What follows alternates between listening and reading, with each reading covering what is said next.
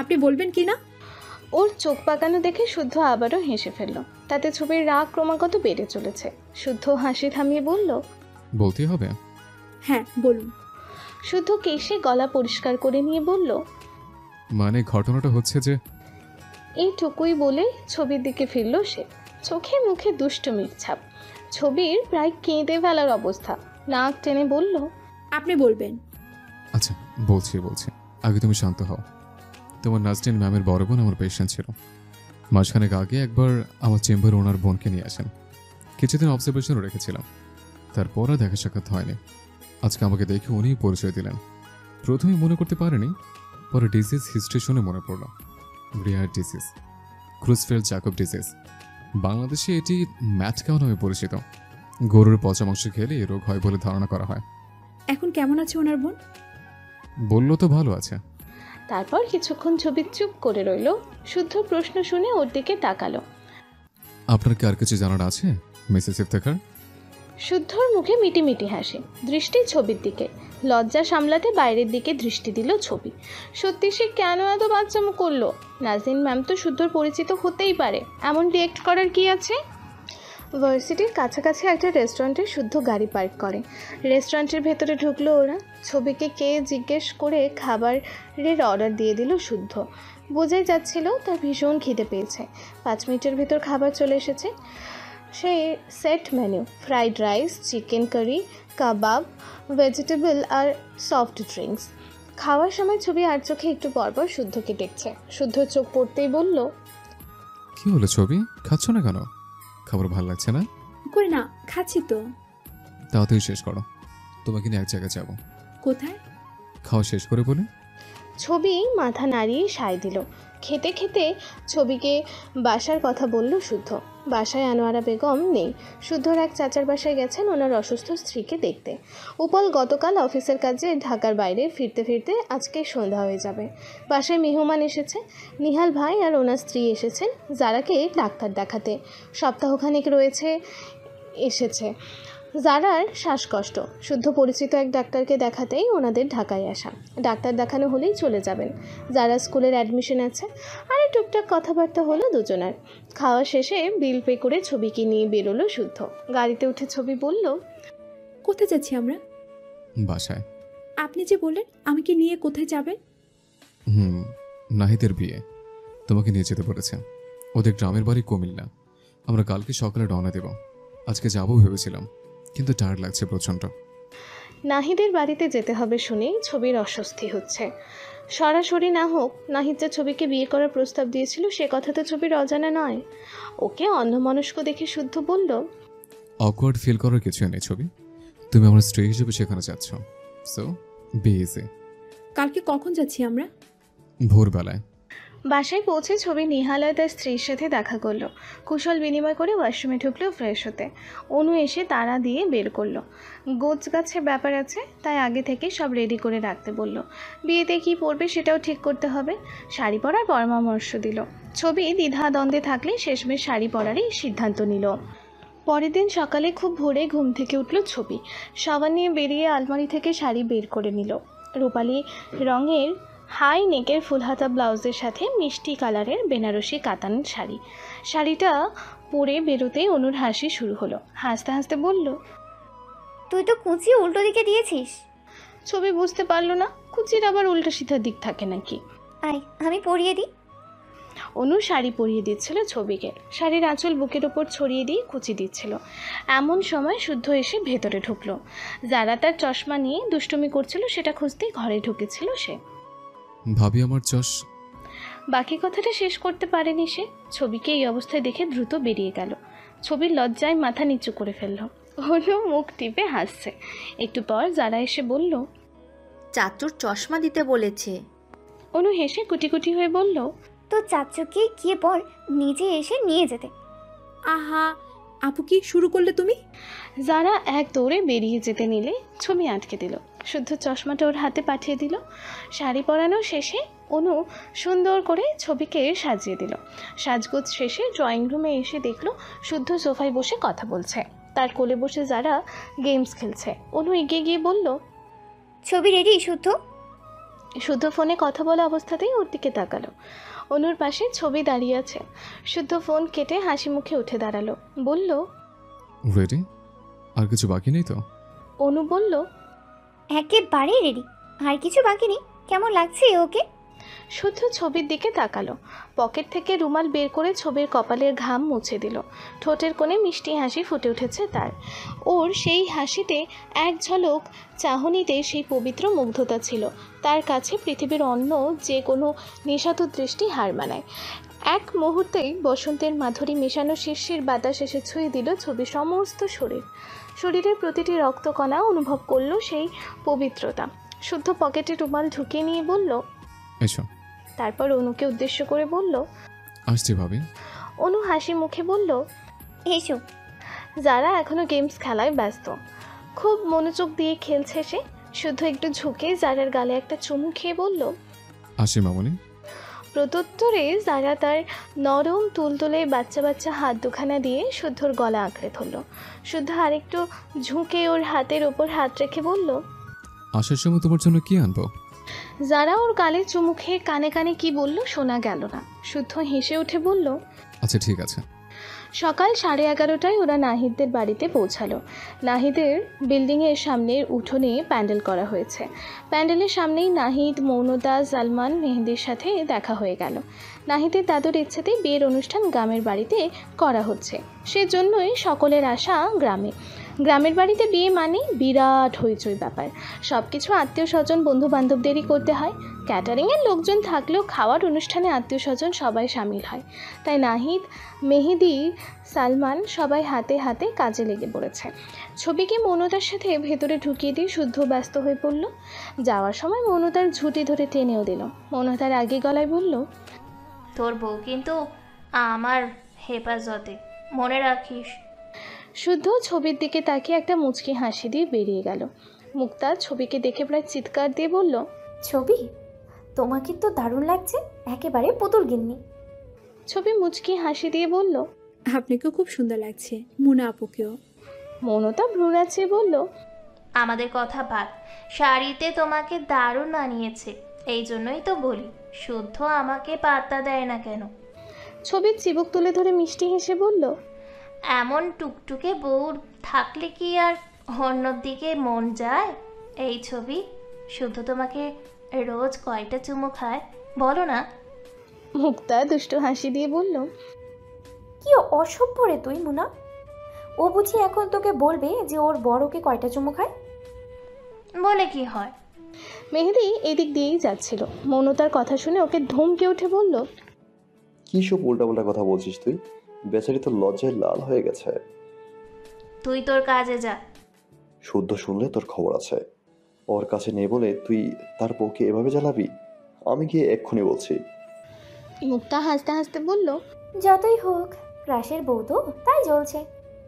মৌনতা সেদিকে পাত্তা না দিয়ে বলল, বলো না ছবি, শুদ্ধ তোমাকে রোজ কয়টা চুমু খায়? ছবি লজ্জায় কুটি কুটি হয়ে যাচ্ছে ওদের কথা শুনে। ভাগ্যের শুদ্ধ সামনে নেই, থাকলে যে কি হতো।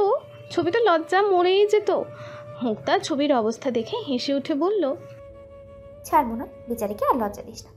দেখছিসই তো চোখ মুখ লাল হয়ে গেছে। মৌনতা ছবির দিকে ফিরে বলল, তুমি কি লজ্জা পাচ্ছ ছবি? ছবি জবাব দিতে পারল না। মুক্তা বলল, আবার জিজ্ঞেস করছে সবাই কি তোর মতো? আমার তো বিয়েই হয়নি, চুমু খাবো কি করে? সালমান ভাইয়ের মাথাটা তো খাচ্ছিসই। ওর নাম আমার সামনে মুখে নিবি না। ওর সাথে আমার ব্রেকআপ হয়ে গেছে। কতক্ষণের জন্য? এইবারই শেষ, আর প্যাচ আপ করছি না। মৌনতা মুখ ঝামটা মেরে বেরিয়ে গেল। ছবি অবাক হয়ে মুক্তাকে জিজ্ঞেস করলো, কি হয়েছে আপু? মুক্তা হেসে উঠে ওকে পুরো কাহিনী খুলে বলল। নাহিদদের বাড়িতে আসার সময় সালমানের সাথে মৌনতার ঝগড়া হয়েছে। বিয়ে উপলক্ষে মৌনতা খুব ফুর্তি নিয়ে হালকা গোলাপি রঙের শাড়ি পরে সুন্দর করে সেজেছে। তার সাথে ম্যাচ করে সালমানের জন্যেও গোলাপি রঙের একটা পাঞ্জাবি বানিয়েছিল। সালমানকে সেটা দিতেই চোখ মুখ উল্টে বলল, এটা কি মোনা? কি আবার পাঞ্জাবি? আমার জন্য। তো কি আমার জন্য? সালমান উল্টো পাল্টে দেখে আবারও গুলগুল চোখে তাকালো মৌনতার দিকে, সন্দিগ্ধ কণ্ঠে বলল, are you sure? Damn sure. কিন্তু এই কালারের পাঞ্জাবি আমি পরবো না, এটা তো মেয়েদের কালার। কি বলেছে তোমাকে? কেউ বলা লাগে না, এগুলো ট্রেন। আমি এত কিছু জানি না, তুমি পাঞ্জাবিটা পরবে। বোঝার চেষ্টা করো মুনা, আমার কলিগরা আছে, তারা দেখলে কি ভাববে? তোমার কলিগরা এখানে এলো কোথা থেকে? এখানে নয়, তবে তুমি যখন এক গাদা ছবি আপলোড দিয়ে আমাকে ট্যাগ দিবে তখন তো ওরা দেখবে আমার একটা ইমেজ আছে। আশ্চর্য, আমার থেকে তোমার কলিগরা তোমার কাছে বড় হয়ে গেল। তুমি আমার কথা বুঝতে পারোনি মুনা, আমি বলতে চাইছি। ব্যাস, আর কোনো কথা শোনেনি মৌনতা। সালমানের কাছ থেকে পাঞ্জাবিটা ছিনিয়ে নিয়ে গটগট করে চলে এলো। তারপর থেকে দুজনের কথা বন্ধ। সালমান অবশ্য দু একবার রুকিঝুঁকি দিয়ে গেছিল, মৌনতার কাছে পাত্তা না পেয়ে প্যান্ডেলের দিকেই চলে গেছে। তবে মৌনতার রাগ কতক্ষণ থেকে সেটাই দেখার বিষয়। এক ঘুম দিয়ে উঠলেই সব ভুলে যায়। তবুও বেচারা সালমান অস্থির হয়ে যায়। আসলে মৌনতা ছোট ছোট বাচ্চা মেয়েগুলো ভীষণ টানে, ভীষণ ভালোবাসে মৌনতাকে সে। মুক্তা মুখের পুরোটা শুনে ছবি খিলখিল করে হাসছে। ওদের কথা শেষ না হতেই সালমান এসে ভেতরে ঢুকলো। গায়ে গোলাপি পাঞ্জাবিটা দলা মোচড়া করে গাড়িতে রেখে দিল মৌনতা। ওকে ম্যানেজ করার জন্য সেই দলা মোচড়া পাঞ্জাবিটাই পরে এসেছে সালমান, হাতে কচি ডাব। মুক্তাকে দেখে কাচুমাচু চেহারা নিয়ে বলল, মুনা কোথায় মুক্তা? বাইরে গেছে।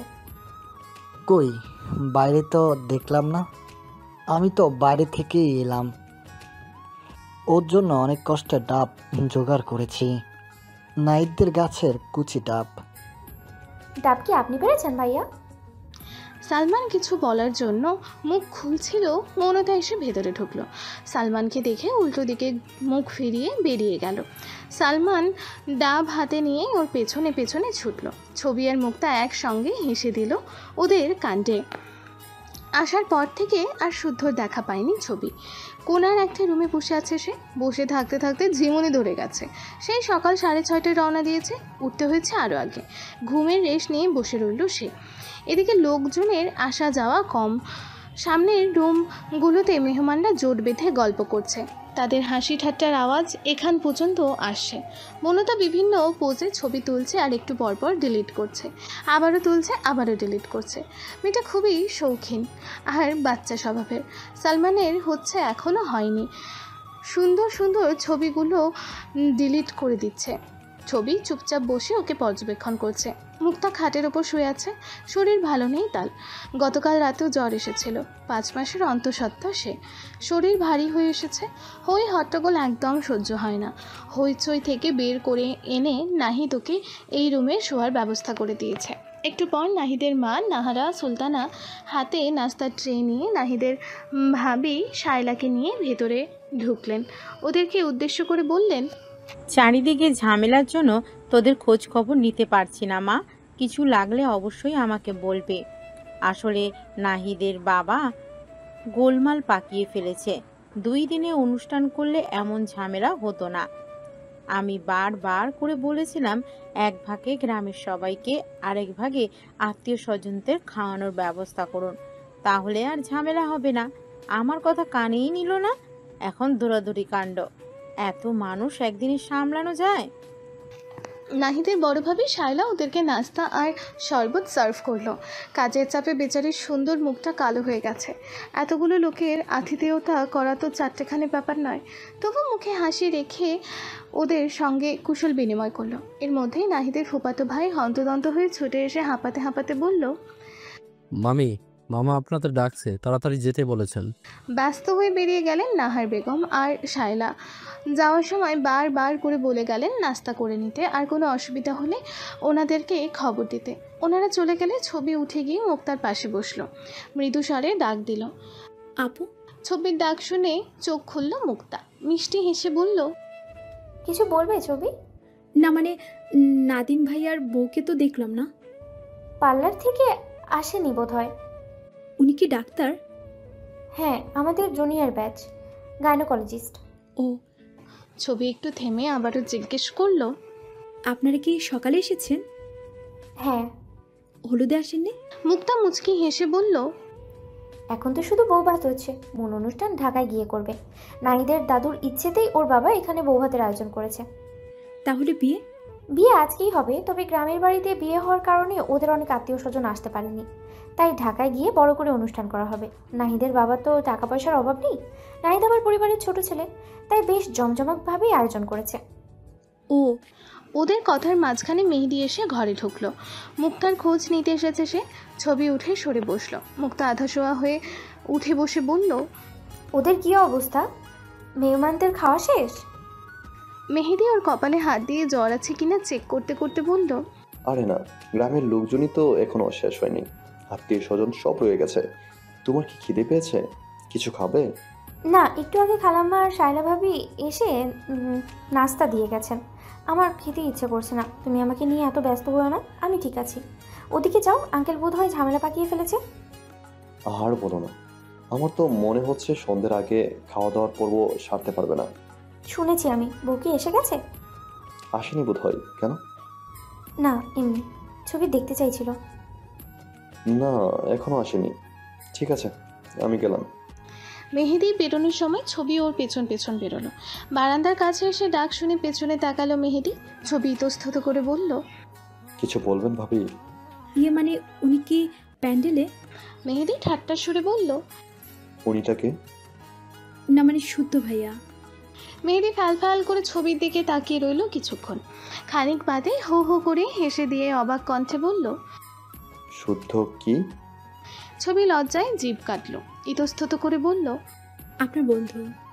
মেহেদি হাসি থামিয়ে বলল, আপনাকে একটু ধৈর্য ধরতে হবে ভাবি, তাকে তো এখন পাওয়া যাবে না, তিনি ভীষণ ব্যস্ত। মেহেদির মুখে ভাবি ডাক শুনে লজ্জা লাগছে ছবির। হঠাৎ করেই ওকে আপনি বলছে, আগে তো তুমি করে বলতো। কেমন অস্বস্তিকর ব্যাপার। অবশ্য শুদ্ধর ওয়াইফ হিসেবে দেখলে সম্বোধনটা মোটেও অশোভন নয়। ছবি আর কিছু বলল না। মেহেদি মুচকি হেসে বেরিয়ে গেল। রুমে এসে দেখলো মৌনতা বিড়বিড় করে বিরক্তি প্রকাশ করছে। একটা ছবিও ভালো আসছে না, ঘরের ভেতর কালো কালো আসছে। ছবি হাত ধরে টেনে বের করে নিয়ে গেল সে। ছবি তুলতে নাহিদদের বাগানে এসেছে ওরা।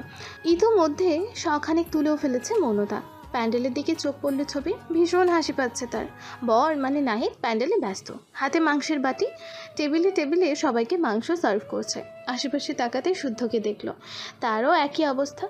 শুধু ওর নয়, মেহেদি, সালমান সবারই একই অবস্থা। আধা ঘন্টা পরে মৌনতার ছবি তোলা শেষ হলেই দুজনে বেরিয়ে এলো। বিল্ডিংয়ের গেট দিয়ে ঢুকতে যাবে এমন সময় শুদ্ধ হন্তদন্ত হয়ে ভেতরে ঢুকছে।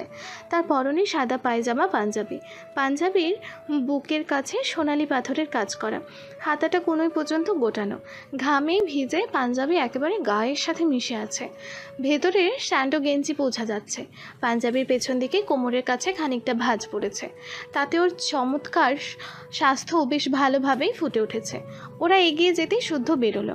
গরমে ঘেমে মুখ কালো হয়ে গেছে, কপালের ওপর কয়েক গাছে চুল এলোমেলো হয়ে আছে, হাতে বড়সড় ডালের বালতি। ডাল নিতেই ভিতরে ঢুকেছিল সে। মৌনতাকে উদ্দেশ্য করে বলল, কোথায় গেছিলে তোরা? তোর ওয়ান অ্যান্ড ওনলি ওয়াইফকে পাচার করে দিতে। ফেরত আনলে যে? তোর জন্য মায়া হলো। শুদ্ধ চোখ পাকাতে গিয়ে হেসে ফেলল। তারপর ছবির দিকে এক পলক তাকিয়ে সে ঘায়েল করা মিষ্টি হাসিটা দিল। তারপরই আবারও প্যান্ডেলের দিকে চলে গেল। এদিকে 2:30 বেজে গেছে। ছবি সেই সকাল থেকে না খেয়ে আছে। গাড়িতে শুদ্ধ বারবার বলেছিল কিছু খেয়ে নিতে, সে খায়নি। গাড়িতে উঠলে কিছু খেতে ইচ্ছে করে না। নাহিদের মা আর ভাবি যখন নাস্তা দিয়ে গিয়েছিল তখনও খায়নি সে, কিন্তু এখন পেটে ইঁদুর দৌড়াচ্ছে। মেহমান শেষই হচ্ছে না। নাহিদের বাবা বোধহয় পুরো গ্রামের আর কাউকে বাদ রাখেনি, সবাইকে দাওয়াত করেছে। শুদ্ধ খালি মাংসের বাটি নিয়ে আবারও ভেতরে ঢুকছে মাংস নিতে। এমন সময় নাহিদের মা ওর আর নাহিদের বড় ভাই নাইমের হাতে চেপে একপাশে টেনে নিয়ে গেলেন। চাপা স্বরে বললেন, বাবা, তোমার আঙ্কেলকে বলে ভিতরে মহিলাদের খাবার ব্যবস্থা করো, তারপর না হয় আর এক দফা পুরুষদের হবে। মহিলারা বেশি নেই, বেশিক্ষণ লাগবে না। শুদ্ধ আর নাইম একে অপরের দিকে তাকে ইশারায় কথা বলে নিল। নাইম বলল, ঠিক আছে, আমি আব্বাকে বলছি। নাহিদের বাবা অমত করলেন না। মহিলা যেহেতু বেশি নেই তাই তাদেরই আগে খাইয়ে দেওয়া হোক। মহিলাদের সবাইকে প্যান্ডেলে ডাকা হলো। মুক্তা প্যান্ডেলে যাবে না। মৌনতা সকালে একবার খেয়েছে, তাই এখন সে খাবে না। ওরা খাবে না তাই ছবিও গেল না, ওদের সাথে বসে রইল রুমে। একটু পর হইচই শুনে ওরা বেরোলো। বউকে পার্লার থেকে নিয়ে আসা হয়েছে, প্যান্ডেলে বসানো হয়েছে। মৌনতা আর মুক্তার সাথে বউ দেখতে বেরিয়েছিল ছবি। এমন সময় শুদ্ধ এসে ওর হাত ধরে টেনে নিয়ে খাবার টেবিলে বসিয়ে দিল। ছবি হতবুদ্ধি হয়ে বলল, আমাকে টেনে নিয়ে এলেন যে? সকাল থেকে তো না খেয়ে আছো, খেতে পায়নি তোমার? আমি আগে বউ দেখবো, তারপর মুক্তাপুদের সঙ্গে একসাথে খাবো। বউ তো চলে যাচ্ছে না, খাওয়া শেষ করেও দেখতে পারবে। কিন্তু আপুরা? মুক্তা এখানে বসতে পারবে না, ওর খাবার মেহেদি নিয়ে গেছে। মৌনতা এখন খাবে না, আমাদের সাথে খাবে। তখন প্রায় বিকেল হয়ে যাবে, ততক্ষণ তুমি না খেয়ে বসে থাকবে? ছবি ইতস্তত করে বলল, আমি তাহলে মুক্তা আপুর সাথে ভেতরে বসে খাই। শুদ্ধর একটু কাছে এগিয়ে এসে ফিসফিস করে বলল, মুক্তাকে মেহেদি খাইয়ে দেবে। ছবি লজ্জায় থতমত খেলো, বিব্রত কণ্ঠে বলল, ও। মেহেদি খাবার ভর্তি প্লেট নিয়ে ফিরে এসেছে। ছবি জিজ্ঞেস করলো, আপু খায়নি? খেলো না তো? ছবির প্লেটে সাদা ভাত দেওয়া হচ্ছে, উসখুস করছে সে। ওকে উসখুস করতে দেখে মেহেদি নিচ থেকেই বলল, আপনি খেয়ে নিন ভাবি। শুদ্ধর কাছে শুনলাম আপনি সকাল থেকে না খেয়ে আছেন। মুক্তা আর মৌনতাকে আমি আর নাহিদ মিলে আপনারা আসার আগে একবার খাইয়ে দিয়েছি। ছবি কিছু বলার জন্য মুখ খুলছিল, এমন সময় নাহিদও বলে উঠল, মেহেদি ঠিকই বলেছে ভাবি, আমাদের অনেক দেরি হবে। আপনি কতক্ষণ না খেয়ে বসে থাকবেন? আমরা সকালে একবার খেয়েছি, আপনি বসে পড়ুন। বাধ্য হয়ে ছবিকে খেতে বসতে হলো। এরপর নাহিদ এক এক করে গরু, খাসি, মাছ, ডিম তুলে দিল ছবির প্লেটে। শুদ্ধ পাশ থেকে বারণ করছে, দিস না তো খাবার, খেতে পারবে না, নষ্ট করবে। নাহিদ শুনল না। প্লেটের খাবার নিয়ে ছবির বেহাল দশা। এত খাবার সে মরে গেলেও খেতে পারবে না। ওকে খাবার দিয়ে ওরা আবারও খাবার সার্ভ করতে বেরিয়ে পড়ল। শুদ্ধ হাতে রোস্টের বাটি টেবিলে টেবিলে সার্ভ করছে। ছবি সেই টেবিলে বসেছে, সেই টেবিলে এসে এক এক করে সবাইকে দিল। ছবির দিকে তাকিয়ে জিজ্ঞেস করলো, দিব? ছবির উত্তরের অপেক্ষা না করে শুদ্ধ এর প্লেটে এক পিস রোস্ট তুলে দিল। দেওয়া শেষে আর দাঁড়ালো না। টেবিলে বসা বাকি মেয়েগুলো ড্যাব ড্যাব করে শুদ্ধর দিকে তাকিয়ে আছে। কয়েকজন মিলে কানাকানি করছে, কেউ কেউ মুখ টিপে হাসছে, ইচ্ছে করে শুদ্ধকে বারবার ডাকছে। ছবি চুপচাপ সব লক্ষ্য করছে আর মনে মনে রাগছে। ওরা ঝুমার মানে নাহিদের বউয়ের কাজিন। ছবির মন চাইছে খাবারের প্লেট থেকে এক এক করে খাবার তুলে ওদের মুখ বরাবর মারতে। প্রতিটা টেবিলেই আলাদা আলাদা ফ্যানের ব্যবস্থা করা হয়েছে। এদিকের বড় স্ট্যান্ড ফ্যানটা খটখট আওয়াজ করছে, একটুও বাতাস লাগছে না। ছবির গরমে সিদ্ধ হয়ে যাওয়ার মতো অবস্থা, একেবারে তাল পাখা গরম পড়েছে। পাশে তাকাতে দেখলো শুদ্ধ ফ্যানের কানেকশন চেক করছে। খাবার সার্ভ করার সময় ছবির দিকে চোখ পড়ে ওর। গরমে ঘেমে এক অবস্থা। একটু পর বাম হাতের উল্টো পিঠ দিয়ে নাকের আর থুতনির ঘাম মুছছিল। মাংসের বাটিটা মেহেদির হাতে ধরিয়ে দিয়ে এগিয়ে গেল সে। ফ্যানের মুখটা ওদের টেবিলের দিকে সেট করে দিয়ে বলল, এবার খাও। টেবিলের মেয়েগুলো হাঁ করে তাকিয়ে আছে। ছবি লজ্জায় মাথা নিচু করে ফেললো। কিন্তু একটু পর শুরু হলো আর এক ঝামেলা। ফ্যানের বাতাসে ছবির শাড়ির আঁচল খুলে মাথা থেকে পড়ে যাচ্ছে বারবার। এলোমেলোভাবে একবার চুল সামলাচ্ছে তো একবার আঁচল সামলাচ্ছে। শাড়ি পরে খেতে বসে মহা মুসিবতে পড়েছে সে। শুদ্ধর পাশে চেয়ার টেনে বসলো। আঁচলটা আলগোছে পিঠের ওপর দিয়ে ঘুরিয়ে চেপে ধরে মুড়িয়ে রাখলো। কাছে এসে না দাঁড়ালে কেউ বুঝতে পারবে না সে ছবির আঁচল সামলে রেখেছে। এমনভাবে বসেছে মনে যেন ফ্যানের হাওয়া খেতে বসেছে। ছবিকে ইশারা করে বলল, আমি ধরে রেখেছি, তুমি খাও। হুট করে মৌনতা এসে হাজির। ছি ছি শুদ্ধ, তুই ছবির আঁচল চেপে ধরে আছিস? এ আমি কি দেখছি! ইয়া আল্লাহ, এমন দৃশ্য দেখার আগে আমি কেন অন্ধ হয়ে গেলাম না? ছবির লজ্জায় মাটিতে মিশে যেতে ইচ্ছে করছে, কিন্তু শুদ্ধর মধ্যে বিন্দুমাত্র লজ্জার আভাস নেই। মৌনতাকে ধমক দিয়ে বলল, খাওয়ার সময় ডিস্টার্ব করবি না, যা ভাগ। যাচ্ছি, তবে তার আগে একটা ছবি তুলে নে। শুদ্ধ তার বউয়ের আঁচল ধরে বসে আছে, এমন একটা ছবি আমাকে রাখতেই হবে। ছবি বিষম খেলো মৌনতার কথা শুনে। ঢকঢক করে পানি খেলো সে। নাহিদ আর মেহেদি এদিক দিয়ে হেঁটে যাচ্ছিল। মৌনতা ওদেরকে ডেকে এনে বলল, দেখ দেখ শুদ্ধর অবস্থা দেখ, বেশরমের মতো ছবির আঁচল ধরে বসে আছে। মেহেদি ধমক দিয়ে বলল, তুই তো ভাবিকে খেতেই দিচ্ছিস না, বেচারি লজ্জায় লাল হয়ে গেছে। নাহিদ বলল, সব কিছুতে বাহাত না ঢুকালে তো ওর হবে না। এই তোর ওখানে কি? সালমান ভাইয়ের মাথাটা তো শেষ করে দিয়েছিস একেবারে। বেচারা তোর জন্য গোলাপি রঙের পাঞ্জাবি পরে কাচুমাচুর চেহারা নিয়ে ঘুরছে, যা ভাগ।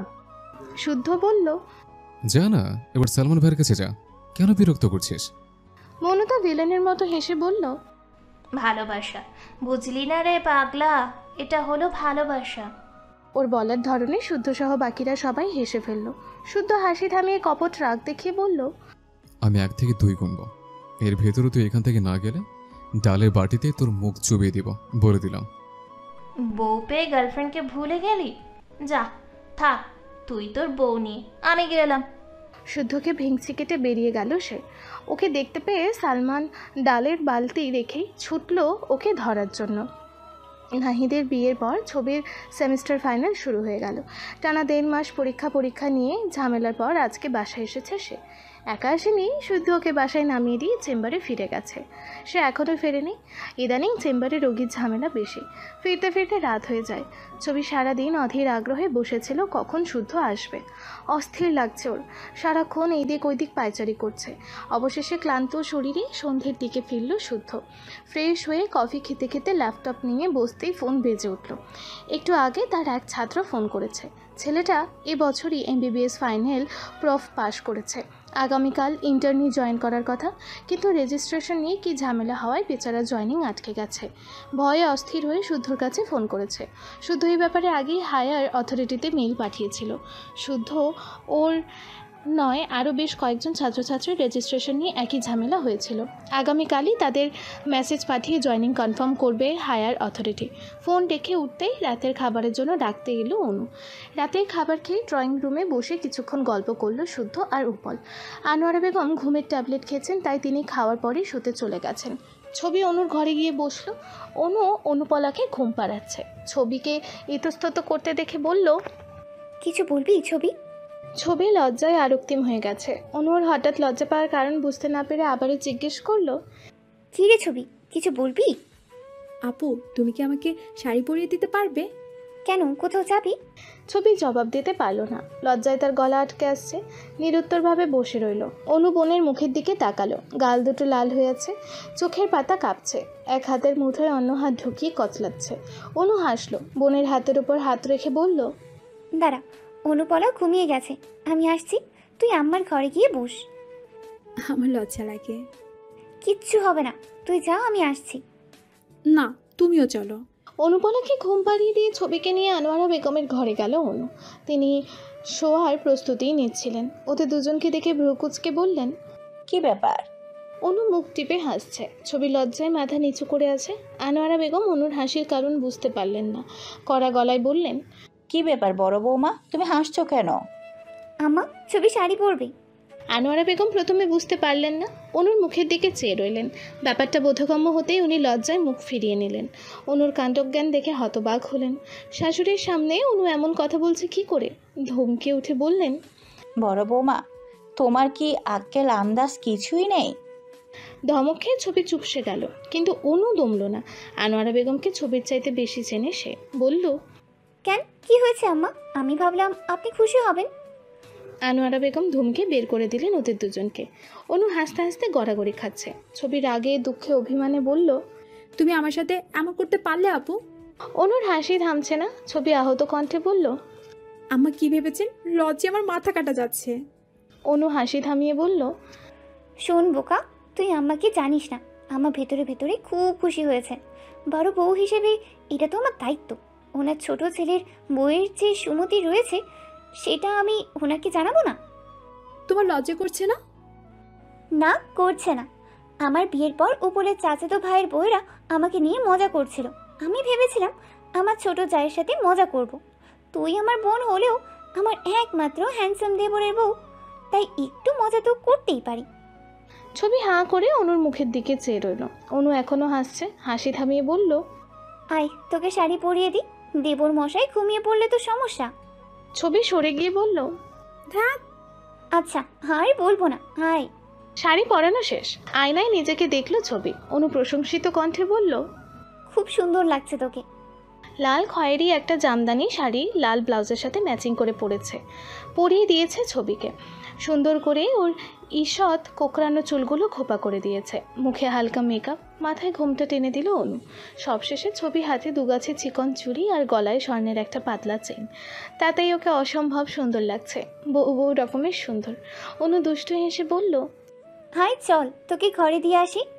অনুপলা হাত পা ছুড়ে কাঁদছে। অনুকে কোলে নিয়ে ছবিকে উদ্দেশ্য করে বলল, অনুপলা জেগে গেছে, এখন আর যেতে পারবো না। চলো না আপু প্লিজ। আমি গিয়ে কি করব? অনুপলা কাঁদছেই, ওকে ঘুম পাড়াতে হবে, তুই যা। ছবি অতি সন্তর্পণে ভেতরে ঢুকলো। বুক ধরফর করছে তার, বড় বড় দম নিল সে। শুদ্ধ ওয়াশরুমে, এই সুযোগে নিজেকে একটু ধাতস্থ করে নিল। তবু উত্তেজনায় সমস্ত শরীর কাঁপছে। শুদ্ধ ওয়াশরুম থেকে টাওয়েল দিয়ে মুখ মুছতে বেরিয়ে এলো। টেবিলের ওপর থেকে চশমা জোড়া চোখে দেওয়ার সময় দরজার দিকে চোখ পড়ল তার। নত মুখে দরজার কপাটে দুহাত ঠেকিয়ে হেলান দিয়ে দাঁড়িয়ে আছে লাল বসনা ছবি। স্তম্ভিত হয়ে গেল শুদ্ধ। চশমাটা ঠিক করে নিল। হাতের টাওয়েল রেখে আলমারি খুলে কিছু একটা প্যাকেটে ঢুকালো সে। ওর পরনে একটা নীল টি শার্ট আর কালো ট্রাউজার, পায়ের স্যান্ডেল। ছবির হৃৎপিণ্ডে কেউ হাতুড়ি পেটাচ্ছে। ক্রমাগত হাত পা ঠান্ডা হয়ে যাচ্ছে। ধীরে ধীরে ওর কাছে এগিয়ে আসছে শুদ্ধ। চোখ বন্ধ করে ফেললো সে। এক মুহূর্তে শুদ্ধর একেবারে বুকের কাছাকাছি দাঁড়িয়ে আছে সে। শুদ্ধর চোখের দিকে তাকাতে পারছে না লজ্জায়। শুদ্ধ এখন ওকে দেখছে। বিস্ময়ের ভাবটা অনেকখানি কেটে গেছে তার। ছবি কাঁপা কাঁপা কণ্ঠে বলল, কি দেখছেন? হুম। আমার অর্ধাঙ্গিনীকে। নিচু হয়ে শুদ্ধকে সালাম করলো ছবি। পকেট থেকে সুন্দর একটা চেইন বের করলো শুদ্ধ। ওকে পরিয়ে দিয়ে মিষ্টি হেসে বলল, তোমার গিফট পছন্দ হয়েছে? ছবি নিশ্চুপভাবে মাথা নাড়ল। লজ্জায় সারা শরীর ছেয়ে আছে। শুদ্ধ মিষ্টি হেসে জিজ্ঞাসা করলো, শাড়ি কি আমার জন্য পরা হয়েছে? ছবি তেমনিভাবে চুপ করে রইল। শুদ্ধ আর একটু কাছে এগিয়ে এলো। আঙুলের ডগায় ওর মুখখানা তুলে ধরেই কমল কণ্ঠে বলল, বলবে না? আচ্ছা থাক, লজ্জা পেলে বলতে হবে না। এরপর আর দেরি করে থাকা চলে না। দু হাতে শুদ্ধর গলা জড়িয়ে ধরল ছবি। আদুরে কণ্ঠে বলল, শুধু আপনার জন্য পড়েছি, আপনি দেখবেন বলে পড়েছি। শুদ্ধর ঠোঁটে হাসি ফুটে উঠেছে। হাত উঠিয়ে দরজার ছিটকিনি তুলে দিল সে। দু হাতে জড়িয়ে ধরল ছবিকে। ছবি ওর বুকে কপাল ঠেকিয়ে দাঁড়িয়ে আছে। হাতের মুঠোয় ওর টি শার্ট। আলতো করে ওর কপালে ঠোঁট ছোঁয়ালো শুদ্ধ। শিরশির করে উঠল ছবির সমস্ত শরীর। শীত দ্বারা বেয়ে শীতল রক্তের স্রোত বয়ে গেল। শরীরের সমস্ত ভার শুদ্ধর ওপর ছেড়ে দিল সে। দু হাতে ওকে বুকে চেপে ধরে এক পা করে পেছাচ্ছে শুদ্ধ। তার সাথে সামনে এগোচ্ছে ছবি। কপালটা আগের মতোই শুদ্ধর বুকে ঠেকিয়ে রেখেছে সে। শুদ্ধর গায়ের গন্ধ অনুভব করছে, মিষ্টি মাতাল করা গন্ধ। খাটের কাছে এসে বেড সুইচটা টিপে বাতি বন্ধ করে দিল শুদ্ধ। ওর টি শার্টের কলার চেপে ধরে ওকে আরও কাছে টেনে নিল ছবি। হালকা আলোর ছাট আসছে বারান্দা থেকে। চারিদিকে শুনশান নীরবতা। ঘড়ির কাঁটায় টিকটিক। আবছা আলো, আবছা অন্ধকারে ভালোবাসার সবচেয়ে পবিত্রতম অধ্যায় পড়ল দুজনে। স্বামী স্ত্রীর বৈধ এবং পবিত্র সম্পর্ক। তার প্রায় মাসখানেকের ভেতরে ঘটা করে ওদের রিসেপশনের আয়োজন করা হলো। অলিভিয়া, পিট দুজনেই রিসেপশনে অ্যাটেন্ড করার জন্য বাংলাদেশে এসেছিল। দুজনেই বিয়ে করেছে। বাংলাদেশের রীতিনীতিগুলো ভীষণভাবে এনজয় করলো ওরা। ছবি, নাহিদ, মৌনতা, মুক্তা, অনু সবার সাথেই ভালো বন্ধুত্ব হয়ে গেল ওদের। যাওয়ার সময় দুজনে প্রায় কেঁদেই ফেলেছিল। তারপর অনেকটা সময় কেটে গেছে। অনার্স শেষ করে মাস্টার্সে ভর্তি হয়েছে সে। আগের বাসাটা বদলে নতুন করে দুই ভাই মিলে বাড়ি করেছে। অনুপলাটা বড় হয়েছে, স্কুলে ভর্তি করানো হয়েছে। রোজ সকালে তাকে নিয়ে স্কুলে যায় অনু। উপল রোজ আগের মতোই অফিসে যায়। আনোয়ারা বেগম নাতি নাতনিদের সাথে সময় কাটান। শুদ্ধ অবশ্য এখন বাসায় আছে। সামনে তার FCPS পরীক্ষা। ছুটি নিয়ে বাসায় বসে ধুমসে পড়ালেখা করছিল সে। রান্নাঘরে বসে বউ শাশুড়ি মিলে রান্না করছিল। আনোয়ারা বেগম এটা ওটা বলছে, ছবি চুপচাপ শুনছে আর মাঝে মাঝে উত্তর দিচ্ছে। শুদ্ধ স্টাডি রুমে পড়ছিল। FCPS এর জন্য প্রচুর পড়াশোনা করতে হচ্ছে তাকে। নিরিবিলিতে বসে পড়ছিল সে। তাদের 4 বছরের ছেলে স্পর্শ গুটি গুটি পায়ে বাবার স্টাডি রুমে ঢুকলো। শুদ্ধর কোনোই চেপে ধরে ডাক দিল, বাবা। বই থেকে মুখ তুলে ছেলের দিকে তাকালো শুদ্ধ। মিষ্টি হাসি দিয়ে বলল, কি বাবা? আমাদের বাবু কবে আসবে? ছবি 3 মাসের অন্তঃসত্ত্বা। স্পর্শ অধীর আগ্রহে অপেক্ষা করছে তাদের নতুন বাবু কবে আসবে। প্রতিদিন একবার করে জিজ্ঞেস করবে, আর কতদিন লাগবে বাবা? আজও তার ব্যতিক্রম হয়নি। ছবি রান্নাঘর থেকে বারবার নিষেধ করে দিয়েছিল, বাবা এখন পড়ছে স্পর্শ, বাবাকে একদম ডিস্টার্ব করবে না, বাবার ঘরে যাবে না, ঠিক আছে? স্পর্শ হ্যাঁ না কিছু না বলে সোজা বাবার ঘরে চলে এলো। উত্তরের অপেক্ষা বাবার মুখে দিয়ে চেয়ে অধীর আগ্রহে অপেক্ষা করছে সে। শুদ্ধ দু হাতে ছেলের ছোট্ট নরম শরীরটাকে শূন্যে উঠিয়ে কোলে তুলে নিল তাকে। এক হাতে বই বন্ধ করে স্টাডি রুম থেকে বেরিয়ে রান্নাঘরের দরজায় এসে দাঁড়ালো। ছবির রান্না শেষ, মাঝামাঝি হয়ে গেলেই চুলা বন্ধ করে দেবে সে। এই শুনছো? শুদ্ধর কোলে ছেলেকে দেখে ছবি বিরক্ত কণ্ঠে বলল, তোমাকে মা নিষেধ করেছি না স্পর্শ? বাবাকে এখন ডিস্টার্ব করবে না। স্পর্শ জবাব দিল না। ডান হাতের বৃদ্ধাঙ্গুলটা মুখে পুরে দিল সে। শুদ্ধ ছেলের মুখ থেকে আঙুল বের করে বলল, ছি বাবা, ময়লা। ছবি ছেলের দিকে হাত বাড়িয়ে দিয়ে বলল, আসো, মায়ের কাছে আসো। মুখ ফিরিয়ে নিল স্পর্শ। থাক আমার কাছে। ছবি বিড়বিড় করে বলল, বড্ড জ্বালাচ্ছে এই ছেলে। শুদ্ধ মুচকি হেসে বলল, ছেলের বাবা সেটা বসিয়ে দেবে। ছবি লজ্জায় থতমত খেয়ে বলল, আপনি পড়বেন না? না, এখন আমার ছেলের প্রশ্নের উত্তর দেব। রোজ রোজ এই এক প্রশ্ন, তোমার বিরক্ত লাগে না? শুদ্ধ হাসলো, বলল, বিরক্ত লাগবে কেন? আমি তো আমার ছেলের ধৈর্য দেখে মজা পাই। তো বলুন বাবুরাম্মু, আমাদের নতুন বাবু কবে আসছে? আমি জানি না, আপনারা বাবা ছেলে মিলে হিসেব করুন। শুদ্ধ আবারও হাসলো। রান্নাঘরের ভেতর চোখ বুলিয়ে বলল, মা কোথায়? ওনার ঘরে বড় মামা ফোন করেছেন, ওনার সাথে কথা বলছেন। ভাবি এখন অনুপলাকে নিয়ে ফেরেনি? আজকে স্পোর্টস কম্পিটিশন আছে, ফিরতে দেরি হবে। স্পর্শ বাপের ঘাড়ে মাথা এলিয়ে দিয়ে বুকের সাথে মিশে আছে। শুদ্ধ ছেলেকে কোলে নিয়ে মায়ের ঘরের দিকে গেল। যাওয়ার সময় টুক করে একটা চুমু খেয়ে গেল ছবির গালে। ছবি এক দৃষ্টিতে চেয়ে আছে তার দিকে। এখনও কত সুন্দর এই মানুষটা, একটুও পরিবর্তন হয়নি। এখনও তার মুখের দিকে তাকালে মনে যেন মায়ার সাগরে ডুব দিয়েছে ছবি। এখনও কাছে এলে বুকে ধরফর করে ছবির। হাসি হাসি মুখে তাকালে মনে হয় যেন সমস্ত পৃথিবী আলোকিত হয়ে গেছে। ছেলেটা হয়েছে একেবারে বাপের মতো, সরল শান্ত, কিন্তু জলের মতো স্বচ্ছ হৃদয়। অবাক লাগছে ছবির। এতটা সময় কোনখান দিয়ে কেটে গেছে টেরই পায়নি সে। তবে অল্প অল্প করে সাজিয়ে তোলা গল্পটা এখনও অল্প মনে হয় তার। মনে হয় যেন 1000 বছর বেঁচে থাকলেও সেই গল্পটা অল্পই মনে হবে। শুদ্ধ কখনো পুরনো হতে দেয়নি সেই গল্প। প্রতিবার নতুন করে নতুন রূপে সাজিয়েছে। মনের অজান্তেই হাসছে ছবি। সুখের হাসি, প্রচণ্ড সুখের।